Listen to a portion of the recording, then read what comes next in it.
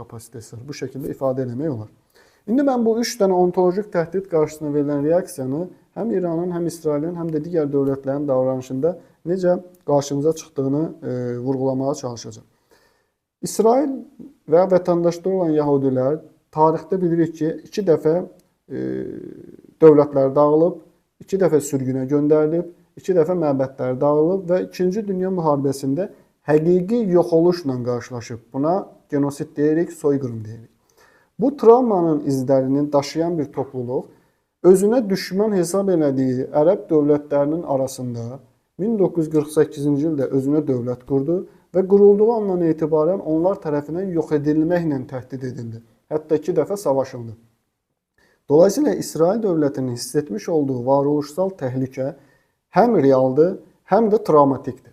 Yəni İsrailin vermiş olduğu reaksiya məni yox eləyəcəklər, İran nüvə bombası hazırlayıb məni dünyadan siləcək, ərəb dövlətləri məni yox eləyəcək. Həm realdır, real tərəfi var, amma düşündüyü qədər real deyil.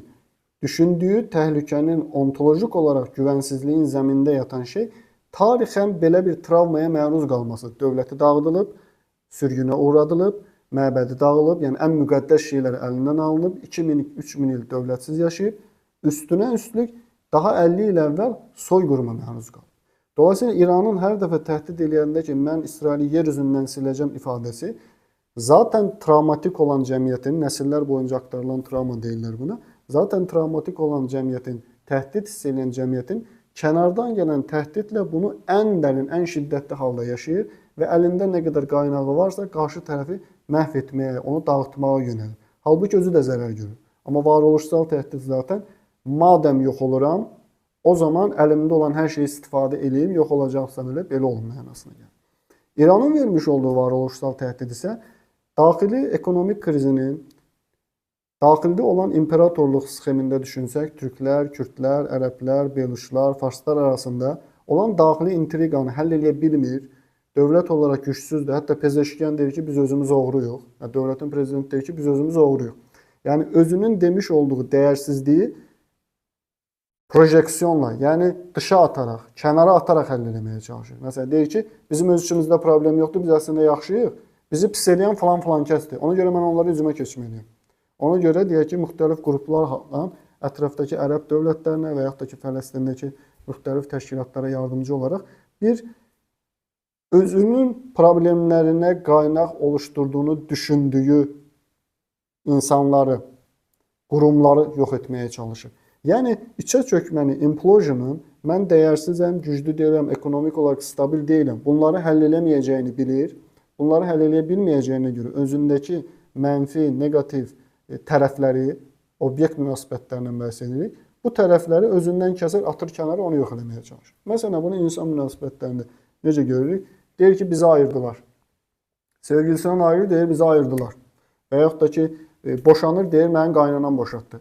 Halbuki həyat yoldaşı ilə olan münasibətində cinsel həyatında problem var, ola bilər ki, şəxsiyyət xüsusiyyətində problem var, onları görmür. Deyir, məni ayırdılar. Və yaxud da psixotik xüsusiyyəti olan şəxslər deyir ki, mənim əlimi idarə edirlər, mənim zehnimi idarə edirlər, məni qoymurlar hərəkət edin. Necə bunu başa düşürük? Çünki öz dünyası içərisində sahib olmuş olduğu bəzi yetərsizlikləri baş eləyəcək gücü yoxdur. Bunu sadəcə kənara ataraq bununla baş eləyə bilər. Dolayısıyla İranın davranışında içə çökmək üzərə ikən, içdən dağılmaq üzərə ikən, dağıdanın səbəbini real şəkildə öz içində yox, kənarda axtararaq canlı qalmağa çalışır. Yəni İran parçalanmaqdan, 4-5 yerə bölünməkdən özünə yeni bir düşman elan edərək, İsraili və Amerikanı şeytanlaşdıraraq öz içərisindəki bütünlüyü təmin etməyə çalışır və görünən olur ki, bunu da bacarır. İran xalqı öz ölkəsi ətrafında birləşir. Halbuki 6-7 ay əvvəl müxtəlif problemlər var idi ki, ekonomik kriz var, işte nə bilim başörtüsü yasağını qaldırdılar və s. Ən son olaraq daşlaşma dediyimiz petrification hadisəsində isə canlılığını itirərək varoluşunu qorumağa çalışma hadisəsindən bəhs edirik. Ərəb dövlətlərinin hal-hazırki vəziyyətdə elədiyi şey bundan artığı deyil. Yəni orada onun dostu olan, qardaşı olan ərəblərə qarşı bir şey olur, onu müdafiə edən ərəb ölkələri deyil. Onu müdafiə edən İrandır. Halbuki İran ərəb ölkəsi deyil. Yəni.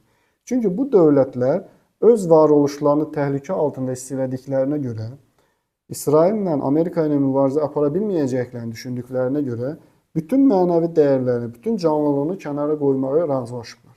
Onlar heç bir şey eləmirlər, heç bir müdaxilə eləmirlər, daşlaşmış vəziyyətdədir.